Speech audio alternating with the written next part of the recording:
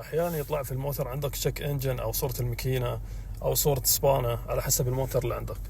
وعلشان تعرف المشكلة أو تروح هذه العلامة تودي موترك يسوي لك سكان بالكمبيوتر ويعرف لك المشكلة ويسوي لك مسح لحق المشكلة، أو يبدل لك القطعة إذا في شيء خربان في الموتر، وتدفع تقريبا 150 ريال بس مجرد أنك تسوي له سكان.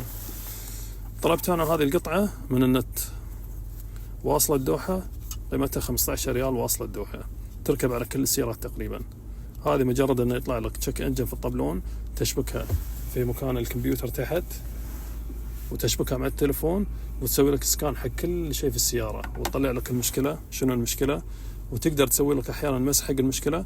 وإذا ما قدرت تمسح المشكلة تعطيك اللي هو رمز المشكلة أو الكود، توديك على جوجل وتبحث لك عن المشكلة وتقول لك شلون حل المشكلة، تغنيك عن أنك تروح عند كهربائي وتدفع 150 ريال علشان مجرد يقول لك شو المشكلة.